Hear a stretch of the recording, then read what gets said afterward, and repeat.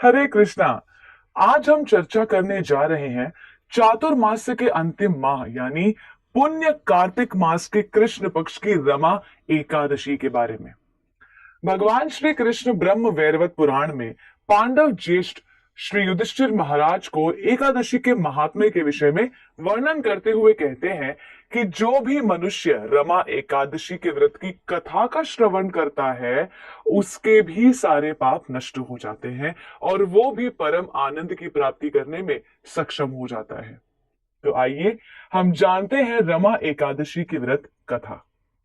कई युगों पहले की बात है जब मुचुकुंद नामक राजा इस धरती पर राज किया करते थे।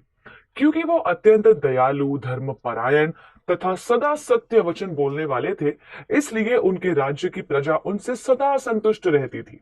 इतना ही नहीं, क्योंकि राजा मुचुकुंद एक निष्ठावान वैष्णव भी थे, इसलिए उनके राज्य में कोई अशांति कभी भी वास नहीं करती थी। उनका राज्य दिन दिन प्रगति के पथ पर आगे बढ़ता जा रहा था। राजा मुचुकुंद की एक पुत्री थी जिनका नाम था राजकुमारी चंद्रभागा। चंद्रभागा देवी का विवाह चंद्रसेन के पुत्र राजकुमार शोभन के साथ संपन्न हुआ।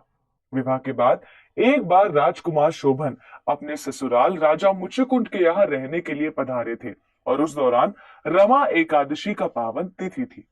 राजकुमारी चंद्रभागा इस बात से बहुत चिंतित थी कि क्योंकि राजा मुचुकुंद एकादशी के दिन निर्जला उपवास रखते हैं तथा उनके राज्यवासी भी व्रत धारण करते हैं।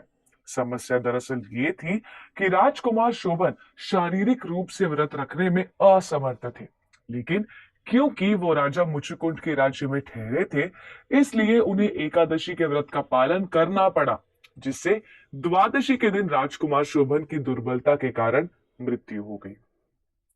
एकादशी के व्रत को धारण करते हुए राजकुमार शोभन की मृत्यु हुई थी, इसलिए उन्हें मृत्यु के पश्चात एक बड़े ही संपन्न तथा सुंदर राज्य के राजा बनने का अवसर प्राप्त हुआ। परंतु क्योंकि उन्होंने एकादशी का व्रत श्रद्धा पूर्वक पूरी आस्था के साथ नहीं रखा था, इसलिए उनका राज्य चिरस्थायी नहीं था। एक बार जब एक ब्राह्मण उनके राज्य में पधारे तो विस्तार से राजा शोभन ने उन्हें अपनी समस्या का वर्णन किया और अपनी पत्नी चंद्रभागा को यह संदेश ब्राह्मण के द्वारा पहुंचाया। सब कुछ जानने के बाद राजकुमारी चंद्रभागा अत्यंत प्रसन्न हुई और अपने पति से मिलन की आस लिए राजा शोभन के पास चली गई।